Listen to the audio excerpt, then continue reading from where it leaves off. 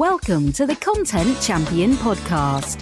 We provide the training and tools to help you become a content marketing champion in your online business. Introducing your host, the content champion himself, Loz James. Hello again. Welcome to the Content Champion podcast. Thank you for listening. In this episode, I'm bringing you something special and a little bit different.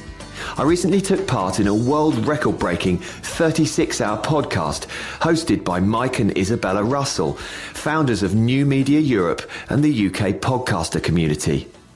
I was one of 36 guest speakers over the mega 2-day event and chatted with Mike about how to grow trust and authority through podcasting. It was a huge honour to be asked to take part, and I really enjoyed the whole event, which was streamed via Blab, a great platform that I'm going to be exploring much more now I've used it. So if you want to hear me on the other side of the mic for the first time, let's dive in.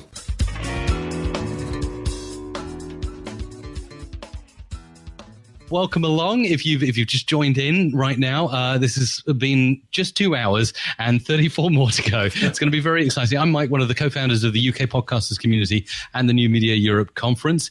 We're here to raise awareness of podcasting, to put it into the spotlight, particularly independent podcasters, just like Loz with the Content Champion. We've had some fantastic limelight from the BBC and the Guardian, but now it is definitely time to turn that spotlight onto the independent content creators. What this is, if you've just tuned in, it's a non-stop broadcast. I'm joined by 36 incredible podcasters from the UK, and we're going to be covering all kinds of topics, technical how-tos to debatable topics as well. Coming up just very shortly with Loz, we'll be building trust and authority through podcasting. And we are streaming live in many different places now. Our main platform is Blab. We're also on Facebook Live. We're on Periscope, on Spreaker, on YouTube as well. And we'll be providing updates via Snapchat and Anchor as well. It's making true history. It's never been done before, this broadcast. And make sure you head over to ukpodcasters.com/live and you can share it out with your friends and we can make podcasting a huge success altogether. Now, I would like to introduce our next guest, who's going to be here for 1 full hour from midday until 1. He looks very, very full of energy, so I need to take some of that energy somehow and keep it here. We will let Loz take the mic for around 40 minutes until about 12:40 British Summer Time, and then we'll answer any of the questions. And please do keep them coming in. Really appreciate all the questions you're asking in the chat. We're only taking chat on Blab, by the way, so if you want to access that, ukpodcasters.com/live, click to Blab and you can ask a question by putting /Q. I'll just give you a quick demo of that in the Blab chat now. You just do /Q and then ask a question. And then our producers, we've got Kyron, we've got Chachi, we've got Andrea in there curating your questions, and we'll be asking them to Loz at the end of 40 minutes. So that's how it's going to work. Do ask questions of our lovely producers as well. They've got an H next to their avatar, so you can get involved with them that way as well. So Loz James, he's a professional copywriter and content marketer, over 18 years experience in creating and promoting high quality content for his clients. He started his career as a broadcast journalist at the BBC. So you've had the traditional experience, sir. That's great. Loz has drawn on these skills and started the Content Champion podcast back in 2013, a weekly show that provides training and the tools you'll need to become a content marketing champion in your online business. Loz, welcome. I'm very excited to hear what you've got to say. I'm so excited. Thanks, Mike, for having me today. This is just an amazing marathon you're on. You're the hour 3 and you've got, 33 to go. I've had 2 coffees. That's my energy levels. You must just be having a bucket full. Yeah, I think I definitely need to get the machine. Although one piece of advice I was given by a nutritionist was do not touch coffee until you're getting to your dying hours. Otherwise, I'm going to be sleeping tonight. Yeah, exactly. So I'm off the caffeine. I expect the caffeine headache to probably kick in about an hour. Fantastic. Well, look, I've got loads of stuff lined up. I've got a lot of notes to riff off here. I'd like to break my section up into 4 bits. As you said, there's going to be a Q&A at the end.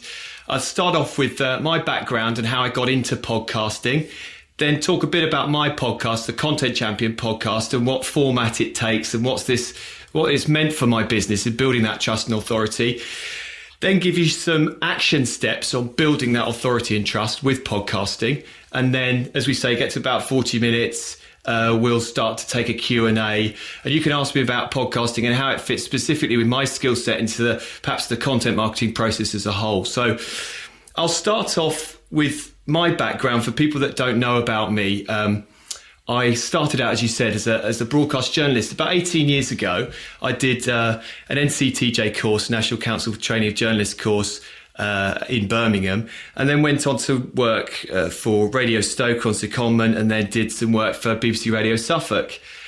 Absolutely loved that. Went out with the radio mast van and everything like that, and nearly went into a multi-storey car park with the radio mast up, which is a bit of a mistake.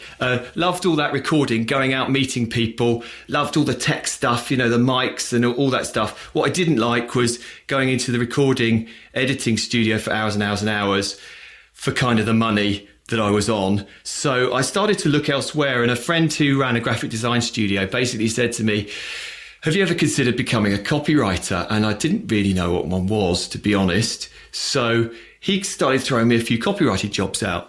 And did a few projects, got to like it, got some good feedback. So I thought, okay, this is something that I could go into.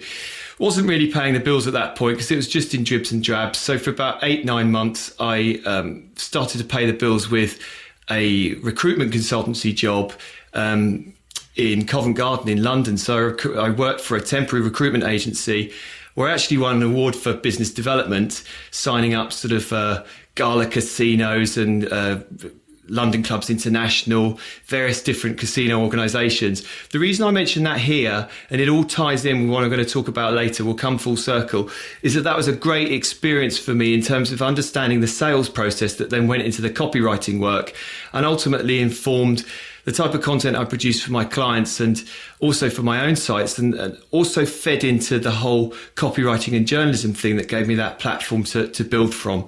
So I'll come on to that later on in the call. But after that brief foray into business development, I looked at really getting serious about my copywriting. So that's when I started my copywriting business 16 years ago. I now work with 2 business partners and 2 other writers, and we produce the whole sort of gamut of content marketing services, SEO, social media, link building services for clients across the UK and abroad. Over the years, I've worked with clients of the likes of British Airways, Harrods, Royal Bank of Scotland, B&Q, Visit Portugal. I was on a team that helped to do the Better Guidance project for HM Revenue and Customs websites, loads of tax guidance, which needed a lot of coffee to get through, I can tell you that. And really, I've worked with a lot of corporates, a lot of agencies, but also a lot of small and medium-sized businesses and solopreneurs. And that's where my heart is, really helping people within that small business space to get better achievements with their content marketing and their podcasting. Okay. How this led on to my podcast is that, so I was going along happily building my business, helping people with their content marketing and copywriting. And as a lot of businesses did, around about 2008, we were hit by the recession, and lots of the clients I've mentioned there are financial clients, offshore clients, got a bit nervous about spending money. So a lot of those dropped off, went south, and although the core business was safe, the core content marketing, copywriting, producing high quality content business was safe, we were then hit 2010 by the Google changes. So you had all those animals rolling around the internet, the pandas, the penguins, all that type of thing. So I was looking to build the business. I didn't want to just stay static. So I was thinking, what can I do? And this is where it gets relevant, because I look back at the things, as you really should do in your business, that you're best at and you most want to do. And I look back to my journalism days and said, look, why aren't I incorporating this into my business? Why isn't this something that I'm doing to help other people and to build my business up itself? So I went on to look into the idea of podcasting to build up my content business. And I've never really looked back. 2.5 years ago, I started the Content Champion podcast as an interview platform, really, to interview clients within the space, industry experts, to help my clients to understand content marketing. And what it started as really was a best practice sort of equation where I wanted to say to people asking me about, social media, or how do I get more links to my site, or how do I do blogger outreach, or how does this all fit together strategically? I wanted to really say to people, okay, listen to the podcast. This is a great resource to help you. And it's primarily why I started, as I say, to help people. But what happened is, although I fell into it, it took on a life of its own, and it became something that I became very proud of within my business, and something that really created those authoritative and trustworthy connections with my clients, and also helped me to retain clients as well. So it's all about remaining consistent and having a process in place to deal with getting your shows out there. And sometimes this has been a challenge for me over the years, but it's something that is so worth doing because of that connection, that trust and authority you can create. I wouldn't say it saved my business. It took my business onto another tack that has been 100% positive. And I think it's something for everyone listening and watching that they can do too. The mistake I made, if any, was underestimating the power of how podcasts could help your business. And so I'm going to go on to talk about some of the benefits to my business throughout this call, and then talk about some action steps, as I said. So as I talked about now, I've got a team in place basically to help me produce my podcast now, because remaining consistent is very important. So I have a podcast editor and someone who helps with my show notes so I can get the weekly show out. And I've got one going out later today. We are Thursday, aren't we? Yeah. I've got another podcast going out later today. And that consistency and constancy of action is where you get the results from. And again, that's something that has been a challenge in the past. But someone's saying there's that consistency word again, and it's so important that you maintain the quality output and just keep going and grind through those times when you aren't really feeling up to it, and make sure that you keep going. So as I say, interview-based show, I'd advise starting with one of those if you haven't started a podcast yet, because it's relatively easy to start. And like today, Mike, I love talking to new people, meeting new people. It's a real privilege sometimes when you get great guests on the show who know a ton more about stuff than you do. You can really learn from their experience. And some of the guests, I got a bit nervous before today's show coming on because I've not really done this before. And I've got nervous with big name guests as well. Even though I've got this journalism experience and I've interviewed, top, politicians and celebrities, that little bit of sort of frisson you get beforehand is great because it sparks off those creative ideas and it creates a better show. When I've had people like Neil Patel on and John Lee Dumas and stuff, I'm kind of in awe of their experience and achievement. And learning from other people like that in an interview format is a real privilege, and something that is quite relatively easy to start, but pays great dividends because you can share your experience to grow your authority and the trust there. But you can also learn from them as well, which helps you in your business. Now, in terms of my podcast, it is a popular podcast within the niche of content marketing, but it's not thousands and thousands of episodes, downloads an episode. I guess my best episodes had about 4,500 downloads. My worst, when I started, sort of 500 and less. And then you've got everything in between. So I'm going up to sort of on all platforms, 1,000, 1,200 listeners. Your worst 500 and less. That's pretty good. Well, this is the thing. And this is the point I wanted to bring in here, because often people get obsessed with how many people are listening, and we've got hundreds of people listening on this, and your show can reach that relatively quickly. But there's a great podcast and site called the Podcast Answer Man by a guy called Cliff Ravenscraft. I'm sure a lot of you have heard of. And on one of his podcasts, he starts talking about in the context of people asking him, I'm fed up, I haven't got enough podcast followers. It's really, is it worth doing?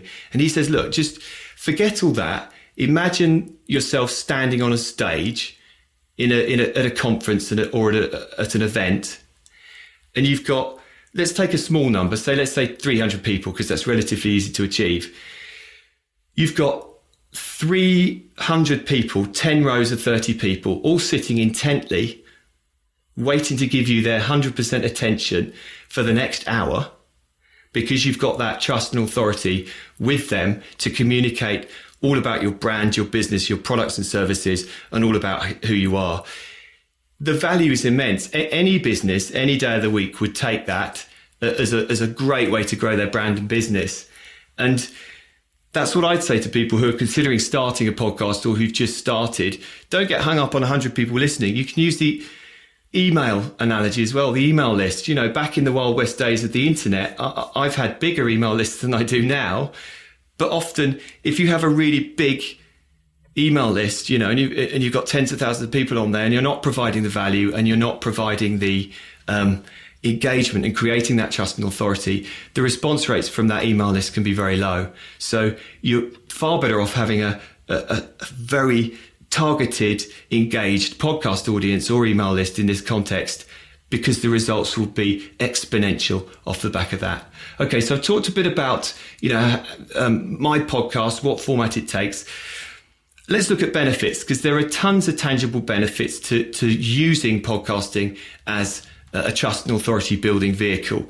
And there are loads of these. I've had to write them down because I was just sort of thinking last night, how can I communicate what this meant literally to my business? So we'll start off with, creating that targeted, intimate connection with your ideal audience who can learn all about your products and services in your company without necessarily you don't have to sell to them directly. So you leave them with that residual feeling of trust and authority. And what the effect of that is it smooths objections further down the line in the sales process. And I'll talk a bit about that as well later. But people think that they know you after you've had that podcast out there. So people think that they have got this connection with you. They feel the trust and authority in you. So they're kind of questions about your trustworthiness and whether you can actually help them within the services and the context of your business. That's sort of, those objections are dealt with. Okay. Now the second one, again, I'm glad Mike's off camera there, because I didn't want to get a BS card for this one. Great karma. Bear with me on this. I'm not going to get all philosophical on you because I've had too much coffee. You're giving stuff away for free, okay? And that genuinely helps people. And if you think about your brand and what you're trying to achieve in business, who doesn't want to be the brand that genuinely helps people? It can really help you to stand out. And often as Brits, we're talking about Brit podcasting. When it comes to this and content marketing in general, I have found personally that the more you give away, the more you get back. So most shows are based on answering questions. So in this format, we're going to answer questions. In my podcast, I ask questions. And what I'm really doing is asking the questions of those experts on behalf of my target audience. So that is part of the sales process. Going back to sales and using this in your content marketing and using podcasting in that context, you want to cover those objections before they get further down the sales funnel. So really in answering those questions in a sort of, it's a they ask you answer, the sales lion, Marcus Sheridan, who I've had on the show. It's an essential tenet of the content marketing process. The more objections that you cover, the more people are likely to buy from you down the line. So it's a great way of going about it if you're a small to medium-sized business. Answer dozens of client questions. If you're just going to start with your podcasting and you want a name for it, answer all the questions through the questions you ask of other experts and go through all these objections, in your podcast. And then a simple process could be that you offer them a high value content upgrade or some free gated content on your site to get them onto your email list. Then you can nurture that relationship through email and drive them through to the sale. Now, I'm not saying you do this in just purely with podcasting, but podcasting is so flexible that in fact you could use this. You could use podcasts at each stage of the sales funnel. So, for example, you could have a free top of funnel interview podcast with an industry authority. You could have a free gated audio content download in the middle of the funnel to get people onto your list. And then you can have an in-depth product run through of the podcast in a podcast format on the back end, which could help you to make that sale. So Obviously, in reality, you would combine this with video and text and other forms of content, but you get the idea. It would really help you in that whole content marketing funnel process if you wanted it to. Other benefits. Okay, I have helped put hundreds of people on my email list by driving them back to my website and specific URLs for sign-up offers. So you might have, if you want to learn X, Y, Z and get your free download on this, go to contentchampion.com/ whatever the URL is. I've tried that with great success. This one's a really key one. Okay. Created dozens of new client opportunities that have totaled thousands of pounds that I just wouldn't have had before if I hadn't been podcasting. And I'll give you an example. Just this week, ink drying on the contract. I've had a new client signed up from the States who started their approach to me. And this is gold dust. When you start podcasting, you get an email like this. Hi, Loz. I'm a long-time listener to your podcast. And then they go on to talk about how they want to engage me for different parts of my service offering. When you get an email like that, you just know that those objections are going to be covered in terms of your credibility and authority. Because, like I say, when you then get on the Skype call to this client's in America, so we've gone on a Skype call and start chatting about how you can help, they say hello to you like they think they know you. And that's just incredibly powerful. And other than doing the face-to-face stuff of actually going to a webinar and presenting, I can't think of any other way other than, maybe the face-to-face sales process, but that's very salesy. I can't think of any better way of doing that than with podcasting.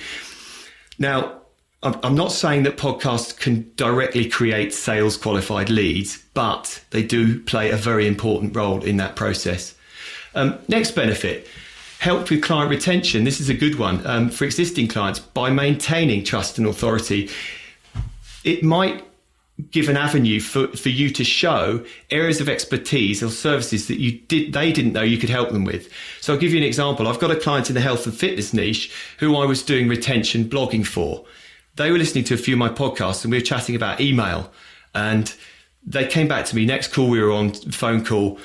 Okay, I didn't know you did email marketing. I didn't know you knew that about email. And now we do their email marketing as well. That sort of relatively straightforward existing client upsell wouldn't be there without the podcast. And in the lifetime of a client, if you're talking about lifetime value without getting all nerdy and sales funny on you, if you're talking about the lifetime value of a client, if you're using the podcasting as an existing tool to build that trust and authority, then it can definitely help in that context as well. Okay, more benefits. Keep it rolling on. I don't want to get one of these cards. Right, created thousands of visitors to my site through marketing the podcast on social media and other channels.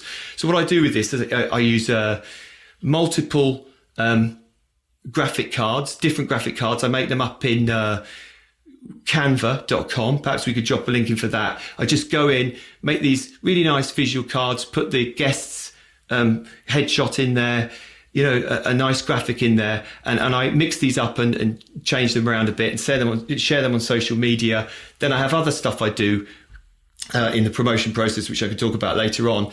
But that helps me to get the word out. I also do another thing, little tip. I use an app called Crowdfire, which enables you to set up an auto response. Some people hate this, but the response has been so good that I'm not going to say don't do it. And I set up a DM auto reply on Twitter saying, go to my podcast and have a listen. And I've got 40,000 Twitter followers. So as you build up your Twitter followers, they get a direct thing saying, hi, thanks for following.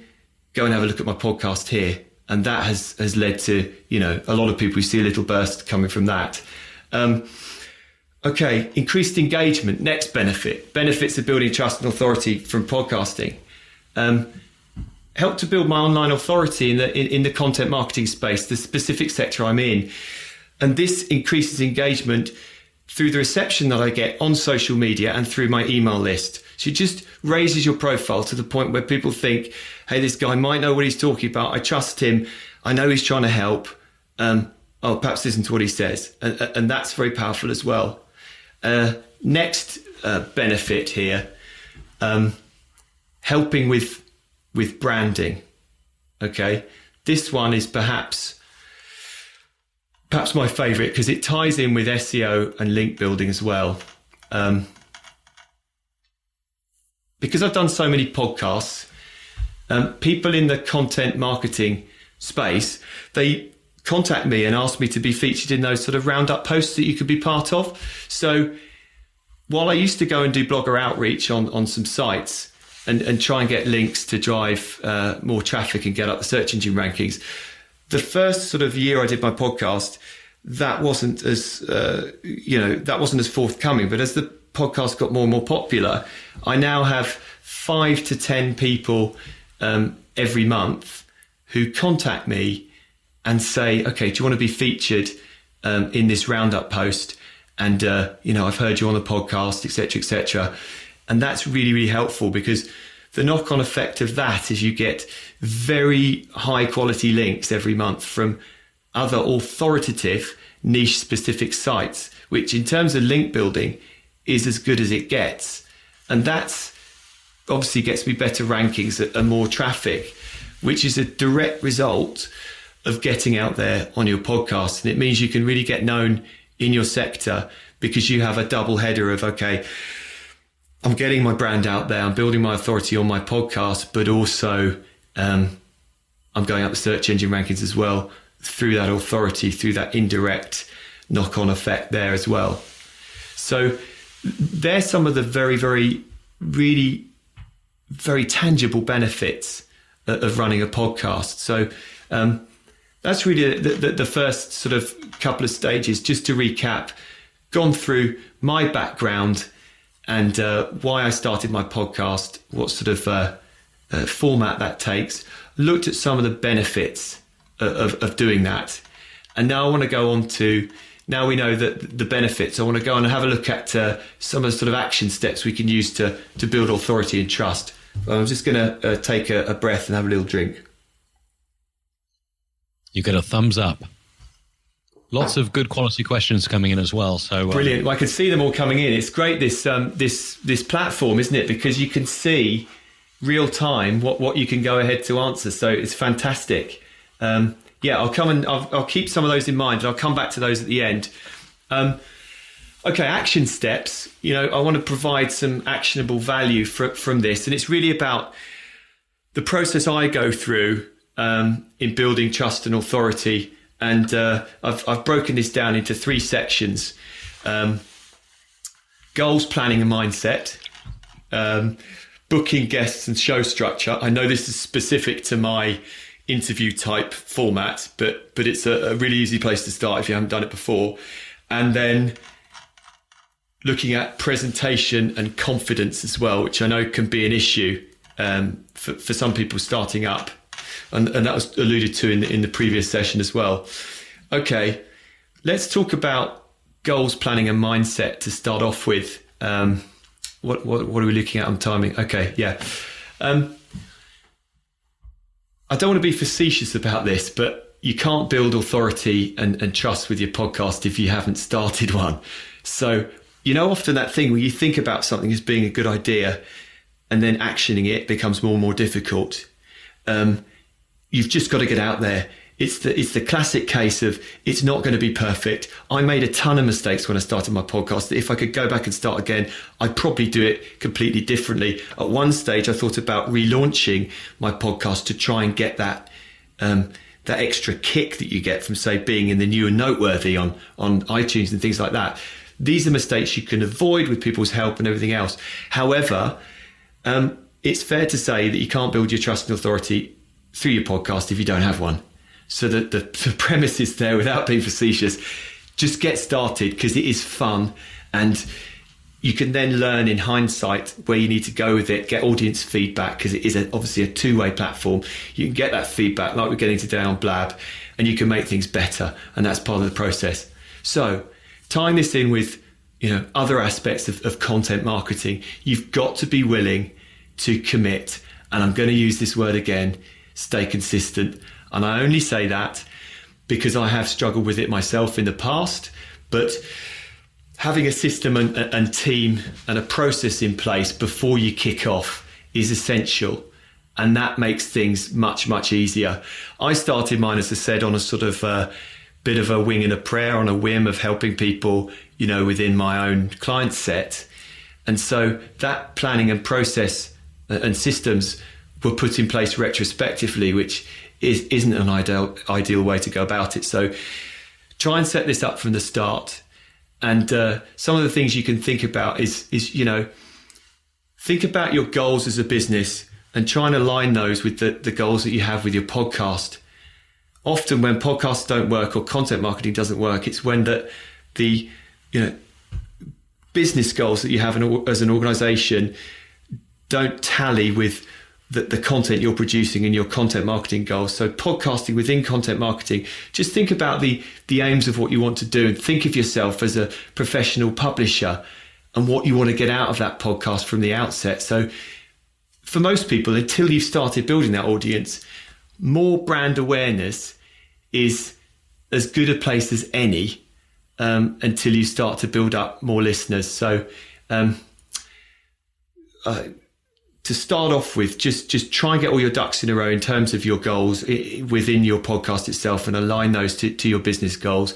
And then think about documenting the process, writing it down, say, okay, we are going to use our podcast in the outset to build our online brand awareness and to start a discourse with our clients in this specific area or this product area, whatever it is you want to do.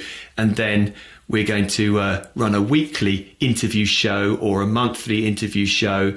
And this is the exact members of our team, or this is the exact outsourced team we're going to use to do different stages of that.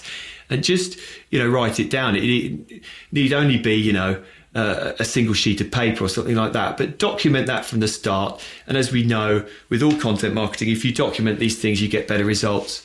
So I mentioned my team there. I'd like to just drop a link in, obviously no affiliate things going here, or audioadrenalinestudio.com. They're in the States, but they provide a great service if you're a small business just starting up and you want someone to outsource that editing process, because editing, I think I did the first sort of 45 or so, 43 podcasts myself, and you can over edit. And I was talking to Simon Dinant about this, who you're having on, I think later on today, in a podcast we did together. And one of the rookie mistakes that I made was spent loads and loads of time, editing these podcasts, all the ums and ers, and some of them retrospectively do get a bit sort of like two robots talking to each other. And you've got to let it flow. And sometimes people, do say things that they don't mean to say. And unless it's a massive blooper, if it's in their natural conversation, keep that flow going. Doesn't mean you shouldn't have a structure, but, try not to read too much. Have notes. I've got some just bullet point notes here that I'm going through, but I'm kind of talking around the different subjects that I've got written down here. And that's a good way of going about it. Okay, so goals, planning and mindset. That was number one, sort of setting things up, documenting things from the start and just getting started with it. Another thing that I'd recommend doing from the start, if you want to start building out that trust and authority, it is a good idea to tie it in some way with a mechanism that can help you extend and nurture that trust and authority. And by that, I mean, try and get people onto your email list. Notoriously hard to do with podcasts until you build up an audience. However, if we're talking about the extremely targeted and specific nature of podcast listeners, one of the things I wish I'd done sooner, which I've now experimented with, which was very useful, was setting up a sort of non-pushy direct URL or landing page, that goes through to a landing page in your podcast to drive people back to your site and onto your email list. So most small shows aren't going to get sponsors. Mine's too small for sponsorship. However, if I say to people, as well as obviously all the things of giving the guest a heads up on where you can go and find the guest material, it doesn't hurt to just say, look, for content marketing training and tips and resources, go to xyz.com/special URL that you can then monitor to see how many people have come from that podcast or your podcast in general to go onto your email list. And why this is so important is that it's very hard to build trust and authority on a oneer, just on that one touch point. So then you can get back to these people, even if it's only 10 people from a show, or 5 people, or however many it is, and nurture that relationship with them. Also, there's another thing. I did a podcast recently with a great guy from Virtual Valley in the UK, another great podcaster for $0 to $4 million startup, a guy called Tom Hunt. And he's just started experimenting, not something I've done yet, but I'm going to, having spoken to Tom, with a service called Lead Digits from Lead Pages.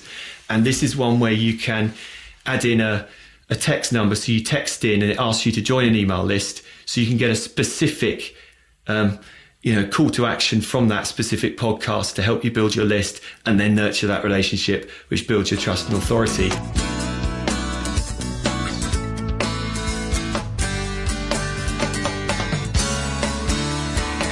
You're listening to the Content Champion podcast, showcasing the training and tools you need to become a content marketing champion in your online business.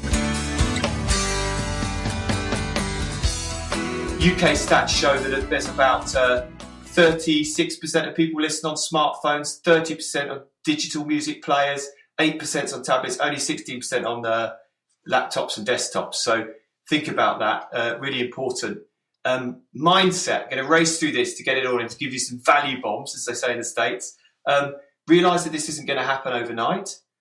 You have to keep going even when you don't feel like it. But just remember that each podcast that you publish is putting you one step ahead of your competitors, and try and get that roster of shows in the can so that you can promote them beforehand, get them out there and try and get on that new and noteworthy on iTunes, because it's something I regret not doing. Think about your branding in terms of your audio branding and how that ties in with your business branding. Don't just sort of go off on a tangent with it. Keep it all coherent and keep all those ducks in a row. Get those sort of audio bumpers, intros and outros recorded, and then get all your tech in line, which we've talked about extensively. I know other people are going to go on and talk about that. So that you can record a good quality audio and avoid things like echo and stuff like that, with all your soft furnishings and the stuff that Mike's got in the background there. I've got a guard on my mic. And another really good piece of advice would be, don't kick out your podcast mic lead halfway through a call like I just did. And make sure as well that you present your podcast very well on your site. I use the Blurberry plugin, which has a great subscription widget you can put in your sidebars. And another thing for the smart podcast player, for Pat Flynn's smart podcast player, which is also a great way of getting people to sign up to the show. And then also, talking about documenting things is promotion strategies as well. Make sure you have a promotion strategy in place, documented for each show, so you can just put that on rails as well. Okay, I've got about sort of 3 minutes. I'm just going to race through a couple of other sections that I think are really important. Booking guests and sort of show structure. Really important that for an interview format especially, people say to me, how do you get good guests? And the secret is I just ask them. Literally, I have a nice email in place. I interact with them online first. I then comment on their blogs. I create a sort of discourse between us, and then I send them a simple email asking them all about this, saying I've been following you online. I've checked you out, and I'd like to discuss X, Y, Z. These are some of the people that come on in the past. And then I send them a schedule once formal introduction, which is an app that syncs into iCal and Google Cal. And that makes you look professional and also increases the rates of people coming on. We're talking as well about having the framework there. I sort of riff around bullet pointed questions so that it appears to flow naturally. So my general structure is I'll have the guest introduction like Mike did at the beginning, then a bit of guest backstory, general overview of the subject and any benefits that's given to the guest of doing it, then sort of 5 or 6 in-depth questions that outline the subject step by step, like I'm doing, to give you some action steps, and then a general wrap-up question and sort of where we can find the guest online. And then I do sort of not so secret sauce bit where I ask people what I call a PS question, where they give an advanced tip at the end. And often those answers, when they're really relaxed, I get some of the best content that way at the end. And it also encourages people to listen to the show all the way through, because you can advertise you want to catch this tip at the end, which is a good one. So just let it flow. Just invite people on and present it all well, and you should have the basis of a good format for your interviews and your show. And just quickly to follow up there before the questions, to finish up, presentation and confidence. Now look, I said I was nervous before here. I came on here, and I've got a background in journalism. I've done live broadcasts on BBC Radio and stuff, and you will get nervous, but I think being yourself is very important, and you're at the heart of your business, and that's why podcasting is so potent and so powerful. People buy from you ultimately, and you're giving them direct, intimate access to you and what you believe in and what you can help them with in terms of your products and services and everything else.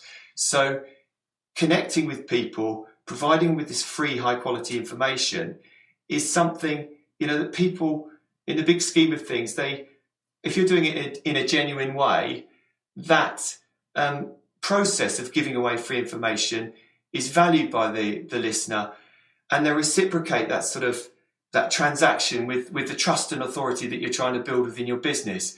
And that leaves a lasting legacy for your brand and business that you can then build on in future. Most people respond very well if you're trying to be genuinely helpful to them. And as I said at the beginning, being the brand that is known for answering client questions and providing value in that way will really set you apart from your competitors. And there's no better way of doing that than through podcasting. And I just got one sort of final thing to illustrate that before we go into the Q&A. Podcasting's fun more than anything else. It's really great for me to take some time out of my client work today to do this and to chat to everyone. And I really enjoy it. But a little story illustrates the power of podcasting, why it's good to keep on with it. About a year ago in my podcast, I had a bit of a wobble and I hadn't been that prolific with it. I hadn't become John Lee Dumas and taken my standings to the top of the iTunes chart and become a millionaire from it and everything else. But I just published a podcast I was really proud of with John Morrow. It's episode 20, if you want to go and have a listen to it, the Content Champion podcast. And despite initial downloads in the hundreds, I was sort of getting a bit fed up thinking, what's the value in this? Convinced myself no one was listening. And I'd had a couple of sort of real ales. It's about 10 o'clock at night. And I thought, I'll just switch off my iPhone, check my emails once before I switch off, go to bed. And I've got an email from a British listener called Richard Paget, who now lives in Australia and was building his business online on the other side of the world. And Richard said to me, and I quote, "Just wanted to let you know how much I enjoy your podcast. You obviously put a lot of time and effort into it. Great guests, great insights. In particular, the interview you did with John Morrow was superb. You got a lot of information from him that I hadn't heard before. I truly wanted to thank you for providing such a valuable resource. I genuinely appreciate the work you're doing, and you've already helped me a great deal." And this just knocked me sideways. And actually, it's probably the real ale, but I had a little tear in my eye because I thought, look, I am actually helping people here. This is something I've got to keep going with. And I've since received dozens and dozens of emails like this. So this is what I want to take away from what I've been talking about today before we go into the Q&A. If you use podcasting to build trust and authority in the ways we've described, and always try to genuinely help people, your brand will become known for this online, and you'll put yourself miles ahead of your competitors in the long run. Yes, it's hard work, and yes, we need to be that word consistent again, but the benefits of podcasting and building that online authority are worth it 100%. So go for it. That's awesome. Let's prop it up for Loz. Give him loads of props like that. If you're watching on Blab right now, that was epic and very inspiring and encouraging, particularly somebody who's maybe at the start of their journey with podcasting. Listening to that, I think, will be extremely encouraging. So, Loz, we've got tons of questions. Let's get straight into them. Amy Stevenson 1 has said, "The problem I have is converting people to listen. They still don't understand podcasting. Once they listen, they are loyal. Have you got any ideas of getting over that hurdle of what's a podcast?" Blimey, okay. So I think the key to that is it's about the coherence and the and the general content marketing process that you're going through. And I don't understand in terms of the specific the specific content marketing your process that you're following, but it is an education cell. Why should people listen? And I think there's 4 million podcast listeners in a month, every month in the UK at the moment. But it comes down to, I'm afraid, promotion, and that comes down to an extension, content marketing. So, like I say, I get people to come to my podcast by continually tweeting about it. Think of innovative ways like that Crowdfire app to get them to listen. Just give them a little nudge, constantly, consistently, nudge, nudge, nudge. Go and listen to this, see what you think, try out this episode. I did at the beginning of my podcast, one of my giveaways on my blog was I took lots of what I call the PS questions, and I did a little short free audio giveaway of top 10 PS questions answered by authorities in the content marketing space. And that was a free download, but then it encouraged people to go and listen to the podcast.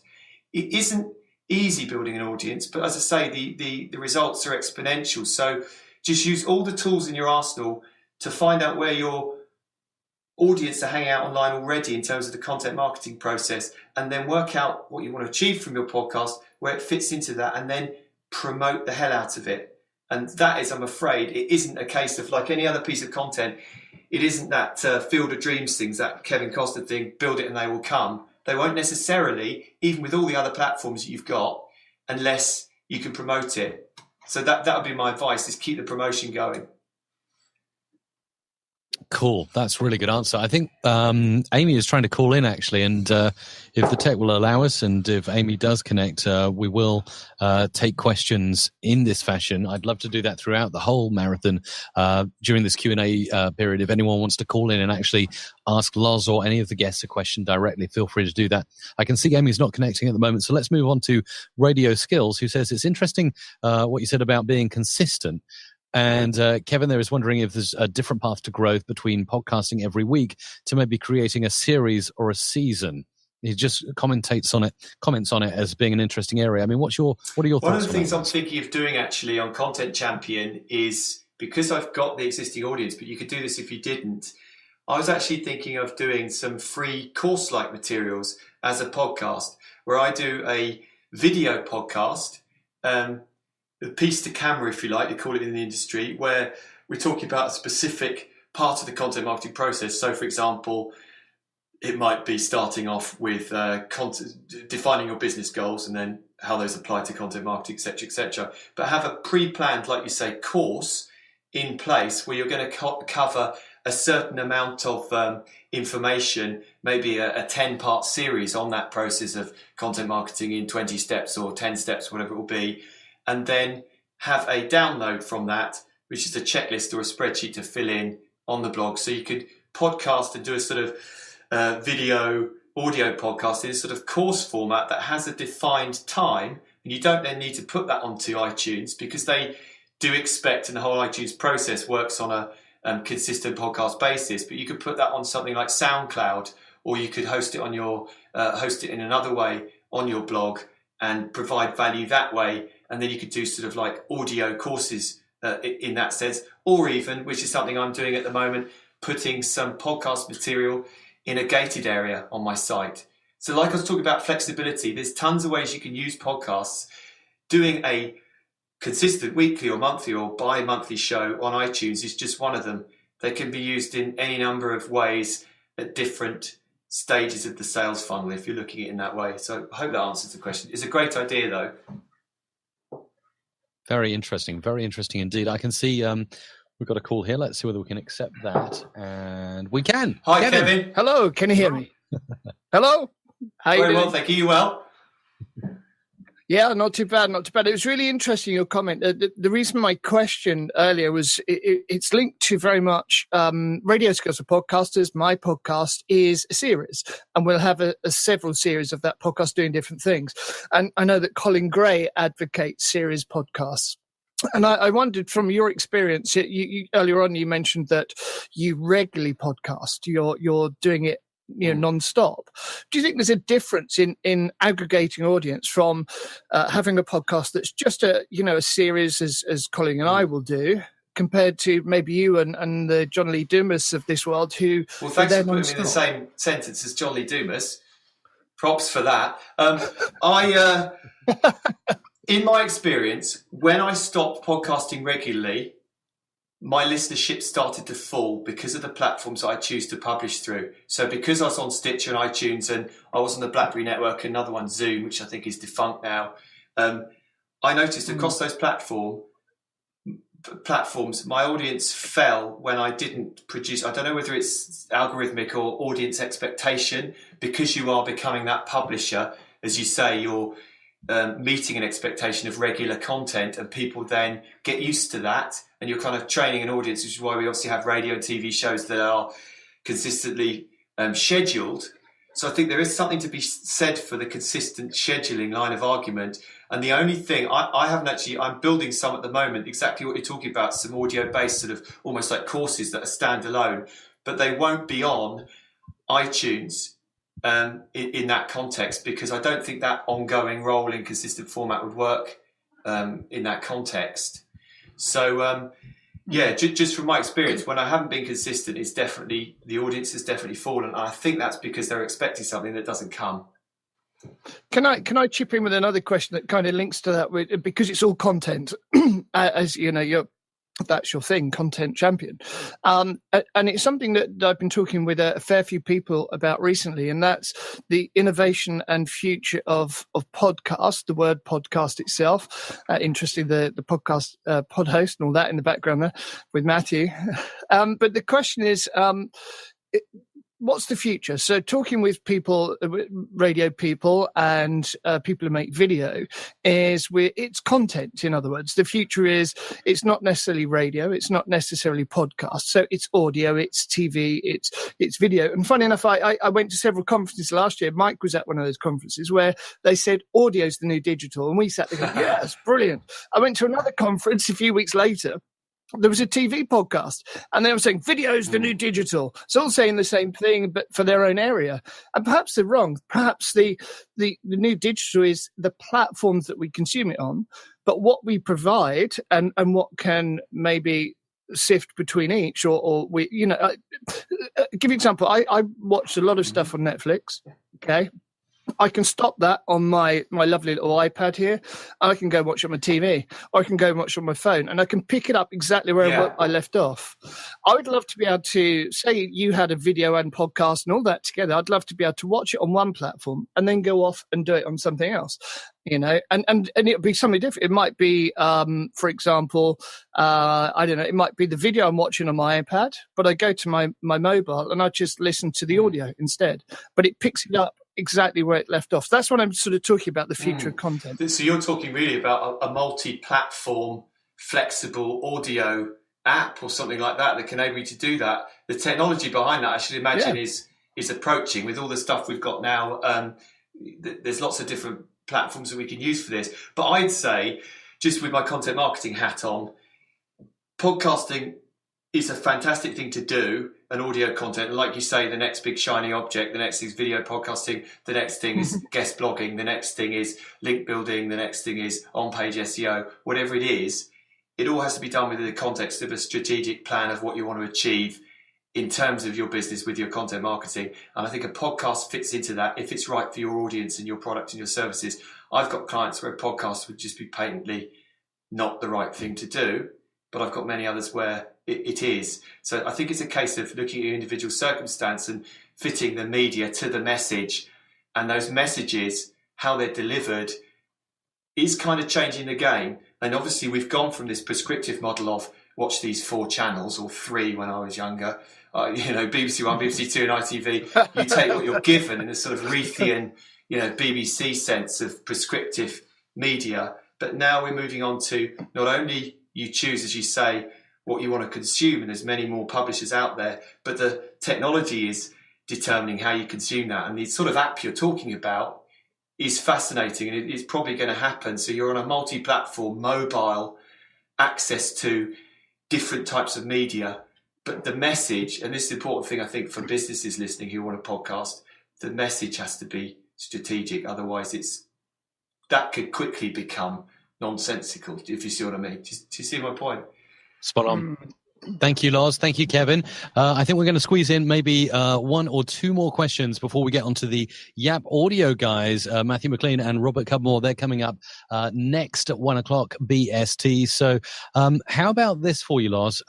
Craig would like to know, what is a sales qualified lead? Okay, a sales qualified lead is when you've taken the lead through basically through the objections and the pre-sales process to a lead that is of good enough quality in terms of its qualification to be passed to your sales team. So a lot of what we're doing with content marketing is producing marketing qualified leads. So through our top of funnel and middle of funnel, getting people interested in our blog or our podcast or whatever, engaged through that, driving them into some sort of interaction with our brand, whether it's signing up for our mailing list, whatever, and then nurturing that relationship to the point where we can really, in a very simplest sense, take that lead, having all the objections and the stage they're at within the sales process, and hand it to a salesperson and say, if you phone them up, they're hot to buy, which is the end of the sales funnel. So the difference between marketing and sales qualified leads. I love it. And you did mention a couple of resources as well. In particular, Ian Ferrara is inquiring, what was the graphic tool? Oh, that's Canva.com, which is brilliant. You dropped a couple of other useful resources. There was an audio something for producing your show. What was that? Audioadrenalinestudio.com. Much. We need show notes. We need 36-hour show notes. That would be some read. Well, it's been fantastic. So we're just coming into the last few minutes now, so we're going to wrap up in just a moment, but I think it's very important that people know where to find you, and I'm actually glad that I found you through our mutual friend Simon Dunant, who's on 8 o'clock, isn't he? So yes, he is much later. So so really fantastic session. So people who are interested in what you do, where can they head to, and how can they subscribe to your podcast? Go to contentchampion.com, and you'll find all the information there about subscribing to the podcast. And also, I'm going to cover a lot of this stuff in my new academy, which is launching soon, contentchampion.com/academy, where you can sign up for early bird list for that.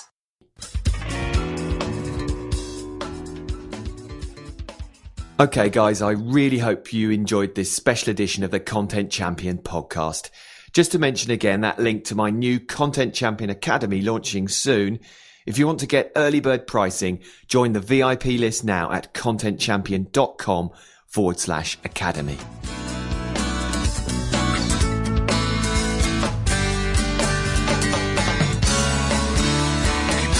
You've been listening to the Content Champion podcast, available at contentchampion.com and on iTunes. Until next time, thanks for listening.